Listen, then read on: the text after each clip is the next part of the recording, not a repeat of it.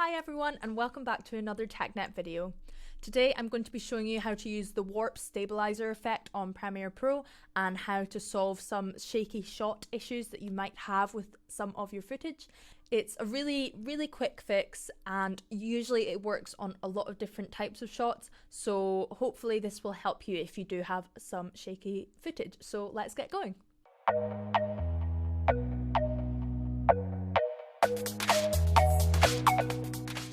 Warp stabilizer is an effect that Premiere Pro has installed already that you can apply to any clip, and it can often help sort any issues you have with any shaky footage, especially if you're doing some sort of handheld stuff. I will say that it doesn't work on everything, so if you're running with your camera, if you even sometimes just walking forward, or if the shot is just super shaky, it's not a magic fix. It won't solve every issue, but it will solve just little shakes that you have if you're holding the camera. So I'll show you how to use it. The first thing I will say is always remember that fix it in post is not always the greatest mantra.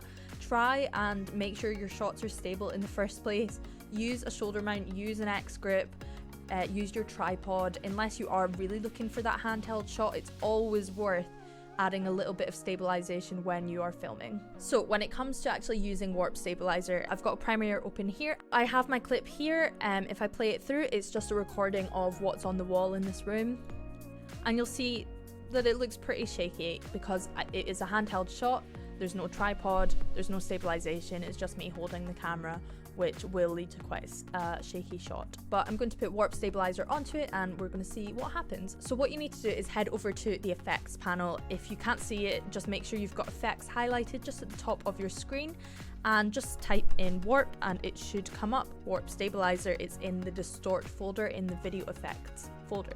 So what you need to do to drag any effect onto your video is make sure you've got the right clip selected in the timeline, and you just click, hold and drag and drop it on top of your clip.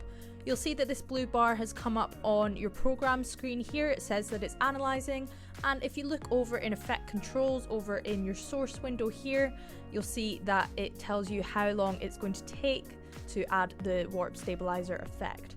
Now while it's analyzing the clip, I just want to point out that every time you change something about the clip, that warp stabilizer will need to reanalyze again. So if you cut it, if you change the length in any ways, and often if you add any more effects, you will need to reanalyze the clip so warp stabilizer can keep working.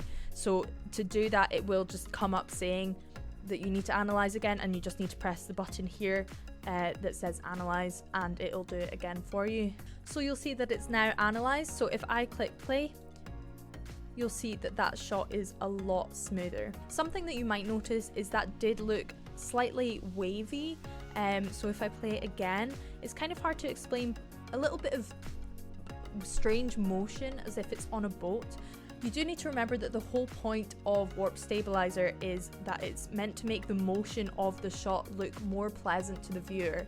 So even if it does make it smoother, just be careful that it doesn't make it look like you're on a boat and it looks all wavy, because that's not pleasant to watch either. It's definitely not more pleasant to watch than a shaky shot.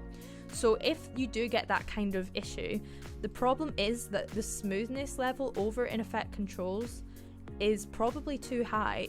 The default is set to 50% just over here, and often you'll find that 50% is probably too much, and we often put it down to about 15 instead. So you just click on the number, type in 15, press enter, and you'll see it's just stabilizing it again.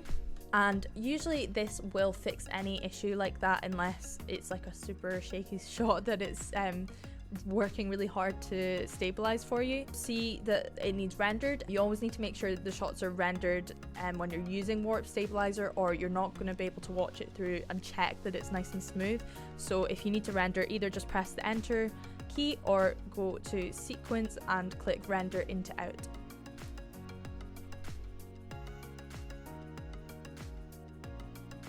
You can see already that that shot looks so much nicer. It's taken away the waviness, there's no shake in it at all, and it's only on 15%.